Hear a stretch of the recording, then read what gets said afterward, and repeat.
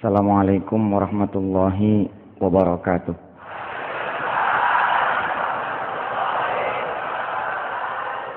Allahumma salli wa sallim wa barik ala sayyidina Muhammad wa ala alihi walhamdulillahi rabbil alamin. Bapak Ibu yang dirahmati Allah, kalau kita punya rumah lantai kebocoran, biasanya apa yang kita lakukan? Ngepel ya biasanya ya. Kering nggak? Yang namanya orang ngepel pasti dia kering. Beginilah yang biasanya kita lakukan. Kalau lantai basah karena kebocoran, kita pel. Padahal harusnya gimana?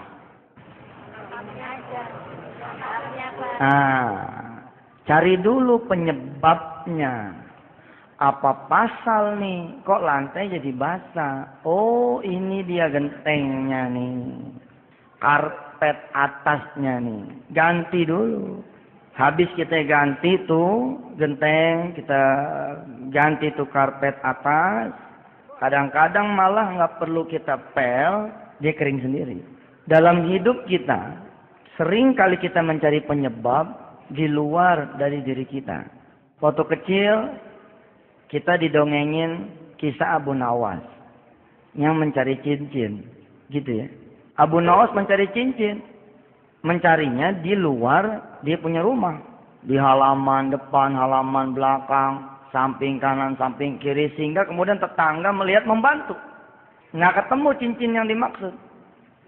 Lalu tetangga kemudian bertanya, Abu Nawas, emang hilangnya di mana sih ini cincin? Kata Abu Nawas, hilangnya di dalam rumah. Yeay. Bagaimana sih kok hilang di dalam rumah, nyarinya di luar rumah? Apa kata Abu Nawas? Begitulah kita. Sering nyarinya di luar dari diri kita. Contoh. Datang nih orang. Ustaz, adik saya kurang ajar betul Ustaz. Kenapa adiknya? Dia jadi lawan saya Ustaz di pengadilan. Woi, bukan main. Menjadi lawan saya di pengadilan. Kenapa kok bisa lawan adik sendiri? Ustaz, emang saya punya adik nggak tahu diuntung. Sekolah saya yang biayai, kuliah saya yang kuliahin, nikah saya yang nikahin, usaha saya yang modalin. Tapi sekarang Ustaz, rumah saya satu-satunya lagi diprosesnya sama dia. Lagi diupayakan diambil sama dia Ustaz. Siapa yang kagak marah coba?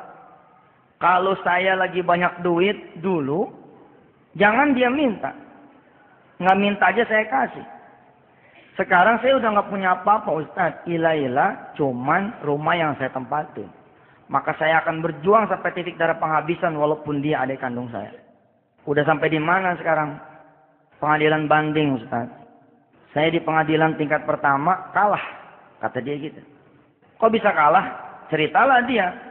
Bahwa di tahun 95 dia membeli rumah yang dimaksud dalam keadaan jaya. Jadi nggak dipikirin tuh kwitansi. Dia panggil saya adenya, bayarin nih dah, gitu. Rupanya sama adenya saat itu, kwitansinya atas sama dia.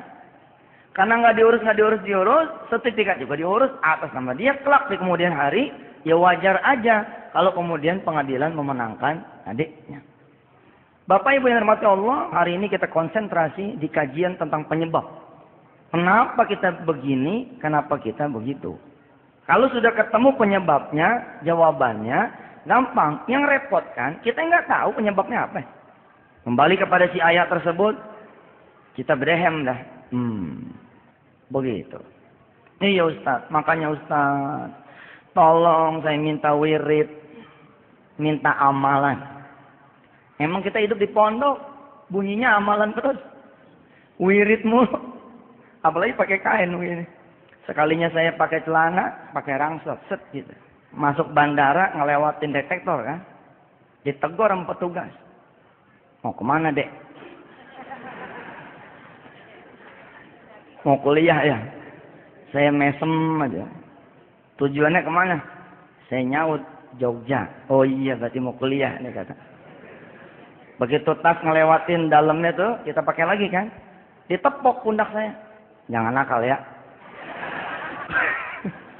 Gue mau bilang gue ustaz.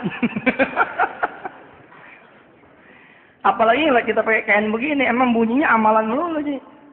Amalan mulu. Padahal amalan yang paling hebat nih, pikiran. Mikir sedikit, lebih hebat daripada kita zikir semalaman. Insya Allah. Bapak yang dirahmati Allah, si ayah ini kemudian minta amalan. Saya bilang begini, Pak, amalan mah gampang. Nomor 17 amalan mah. Kita cek dulu. Bener nggak rumah ini, rumah Bapak? Marah dia. Ustaz nggak percaya. Oh ya percaya. Tadi belinya kapan? 95 Ustaz. Duitnya dari mana? Saya usaha konveksi Ustaz. Oh. Maju usahanya. Maju. Kalau emang maju kemana sekarang? Ya nggak ada. Habis dia bilang. Dia bilang habis. Kesisaan rumah itu doang, kata si ayah ini. Makanya dia meradang ketika rumah satu-satunya itu kemudian diambil paksa oleh adiknya. Baik Pak, Bapak meyakini rumah itu adalah rumah Bapak dibeli dari konveksi. Boleh saya tanya lebih lanjut? Boleh Ustaz. Kita kan dokter nih, ya kan? Dokter masalah. Kita kudu neliti nih orang kenapa jadi begini. Mendiagnosis itu penting, mendiagnosa itu penting. Usaha konveksi mulai tahun berapa? Kira-kira kata dia tahun 85 Ustaz. 85 saya kelas 5 SD juga. 85 saya kelas 5 SD. 86 saya lulus. 84 disunat. Cuman sekali. 85 waktu memulai usaha, saya bilang sama si bapak ini, modalnya dari mana? Lihat randonnya. Dia datang 2003. Masalah ngegantung di kaki langit. Udah kalah, tinggal dieksekusi. Adiknya masih mikir. Tapi dia banding, maju terus. Pantang mundur, jagoan. 95 rumah itu dibeli. 85 usahanya dia mulai. Apa dia bilang? Ketika saya tanya, modalnya dulu dari mana? Udah saya duga.